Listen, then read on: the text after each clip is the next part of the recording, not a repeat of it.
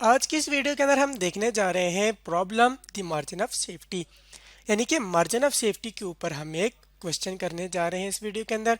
तो सबसे पहले हम देखते हैं कि जिस तरह पिछली वीडियो में हमने देखा था मार्जिन ऑफ सेफ्टी क्या होता है।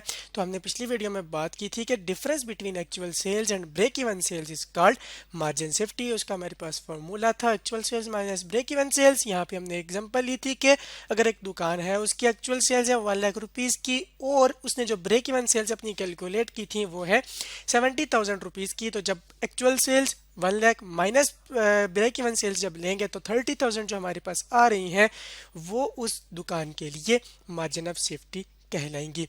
इसके अलावा हमने कहा था कि ये मैनेजमेंट यूज़ करती है टू जज द रिस्क, यानी कि रिस्क को जज करने के लिए यूज़ करती है। एक और फार्मूला हमने देखा था कि मार्जिन ऑफ सेफ्टी हमारा इक्वल है किसके, actual sales minus break even sales. Same वही ऊपर वाला फार्मूला, लेकिन डिवाइड कर देंगे एक्चुअल सेल्स के साथ तो ये इन परसेंटेज टर्म आ जाएगा, यानी ये परसेंटेज की फॉर्म में आ जाएगा कि इसका जो ब्रेक इवन है अब इस दुकान का वो एक्चुअल सेल्स की एक्चुअल सेल्स में कितने परसेंट आ रहा है, कितने परसेंट है वो एक्चुअल सेल्स का।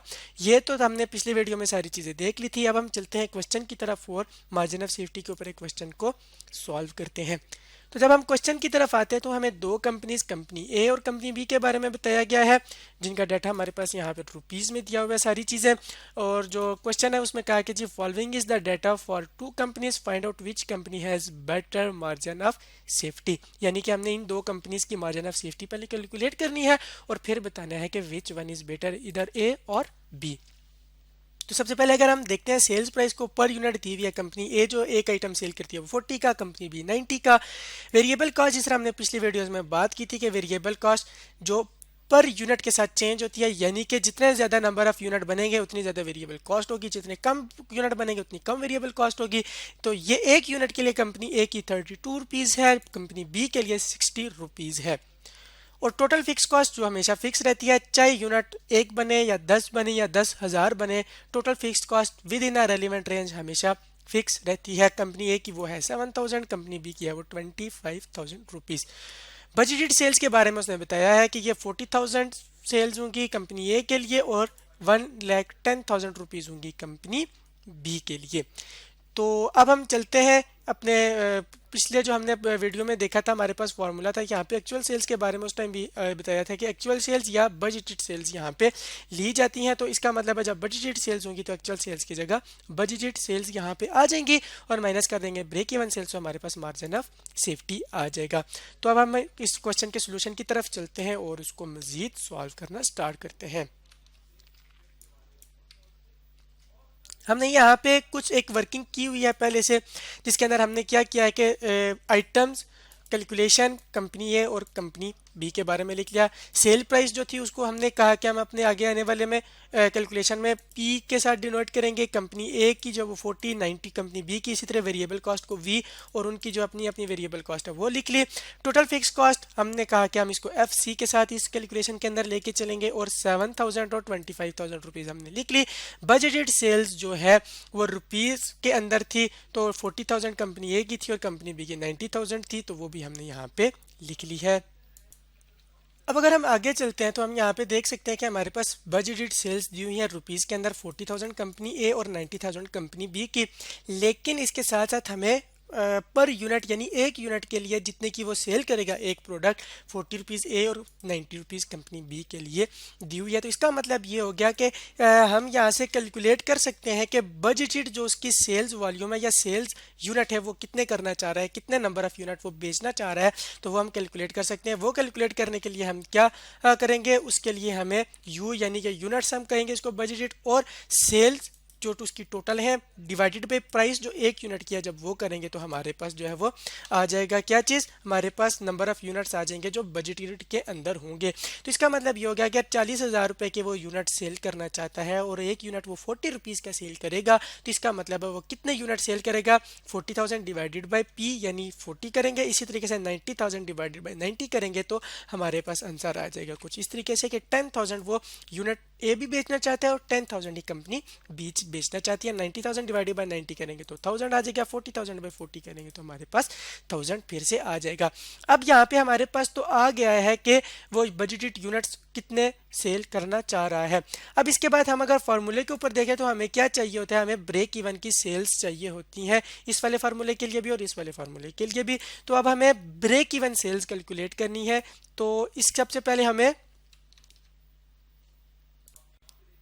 हेडिंग यहाँ पे देनी पड़ेगी कि हमारे पास क्या है जी, ब्रेक इवन यूनिट्स की हम यहाँ पे हेडिंग दे देते हैं जो हमें देनी चाहिए कि break even points in unit हमारे पास किस तरीके से होता है, जिस तरीके से हमने पिछली वीडियोस के अंदर देखा था कि वो हमारे पास होता है जिसको हम बजटेड यूनिट्स बोलेंगे या सॉरी ब्रेक इवन के यूनिट्स बोलेंगे, is equal to fix cost divided by price minus variable cost, यानी कि हमारे पास कंट्रीब्यूशन मार्जिन आ जाएगा। जिस तरह हमने देखा था कि सेल्स माइनस वेरिएबल कॉस्ट करते हैं तो हमारे पास कंट्रीब्यूशन मार्जिन आ जाता है। तो हम यहाँ पे देख रहे हैं कि पी वैल्यू हमारे पास कंपनी ए के लिए 40 है और वी यानी कि वेरिएबल कॉस्ट 30 है। तो हमारे पास फिक्स कॉस्ट भी दी हुई है 7,000 रुपीज़ की। तो जब हम 7,000 को डिवाइड करेंगे 40 माइनस 32 के साथ तो यहाँ पे हमारे पास जो break even point in unit आ जाएंगे वो आ जाएंगे 875 कंपनी ए के लिए। और अगर यही काम हम कंपनी बी के लिए करें कि उसकी फिक्स्ड कॉस्ट है हमारे पास कितनी 25,000, लेकिन इसको डिवाइड अगर करें पी यानी कि 90 रुपीज़ एक यूनिट की जो सेलिंग प्राइस है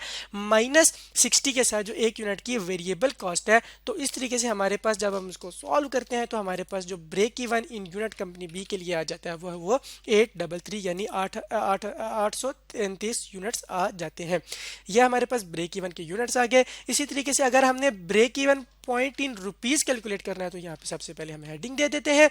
उसको कैलकुलेट करने के लिए हमारे पास फॉर्मूला था और एक और तरीके से हम यहाँ पे देख सकते हैं कि सर कैलकुलेट हो सकता है कि ब्रेक इवन के यूनिट्स मल्टीप्लाई बाय सिंपली उसको कर दे प्राइस के साथ, तो फिर भी हमारे पास ब्रेक इवन इन रुपीज़ आ जाता है। नहीं तो हम क्या करते थे, फिक्स कॉस्ट डिवाइड करते थे कंट्रीब्यूशन टू सेल्स रेशियो के साथ। उस तरीके से भी हो सकता है, इस तरीके से भी हो सकता है कि ब्रेक इवन के यहाँ पे जो हमारे पास यूनिट्स आ गए 875 और 833, इनको अगर इनकी प्राइस के साथ मल्टीप्लाई करें पर यूनिट जो 40 और 90 है तो फिर भी हमारे पास जो है वो ब्रेक इवन इन रुपीज़ आ जाता है ब्रेक इवन पॉइंट। तो जब हम इनको मल्टीप्लाई करते हैं अपनी अपनी सेलिंग प्राइस के साथ यानी कि 875 मल्टीप्लाई बाय 40 और 833 मल्टीप्लाई बाय 90 तो हमारे पास आंसर कुछ इस तरीके से आ जाता है। कंपनी ए की ब्रेक इवन सेल्स आ जाती है हमारे पास 35,000 रुपीज़ और कंपनी बी की हमारे पास ब्रेक इवन की सेल्स आ जाती हैं 75,000 रुपीज़।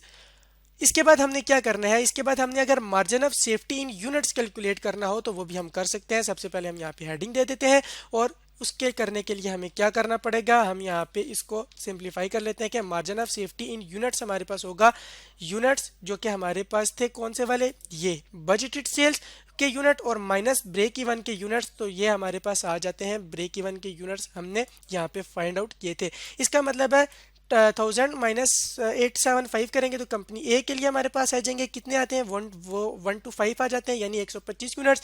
और जब 1000 माइनस 833 करेंगे तो वो हमारे पास 167 आ जाएंगे कंपनी बी के लिए। तो इनको भी हम यहाँ पे रिकॉर्ड कर लेते हैं। तो इसका मतलब ये हो गया कि अगर यूनिट्स के एतबार से देखा जाए तो कंपनी ए जो है वो 125 यूनिट्स दूर है ब्रेक इवन से और जो कंपनी बी है वो 165 यूनिट्स दूर है यानी ज़्यादा बेच रही है अपने ब्रेक इवन यूनिट से। तो इसका मतलब है कंपनी बी की जो यूनिट्स के एतबार से मार्जिन ऑफ सेफ्टी है वो ज़्यादा है बनिस्बत कंपनी ए के। अब अगर हम margin of safety in rupees calculate करना चाहें तो उसकी सबसे पहले हम हेडिंग दे देते हैं। उसको करने के लिए हम सिंप्लीफाई कर लेते हैं कि हमारा मार्जिन ऑफ सेफ्टी बराबर है किसके, sales minus break even in rupees. Sales हमारी ये बजटेड वाली सेल्स और हमारे पास ब्रेक इवन इन रुपीज़ हमारा कौन सा कैलकुलेट हुआ था, ब्रेक इवन इन रुपीज़ हमारा ये कैलकुलेट हुआ था। तो अब इसको करने के लिए हमें क्या करना पड़ेगा, बजटेड सेल्स 40,000 माइनस 35,000 हम करेंगे तो हमारे पास आंसर आ जाएगा 40 माइनस 35, तो ये हमारे पास आ जाता है 5,000 हमारी कंपनी ए के लिए।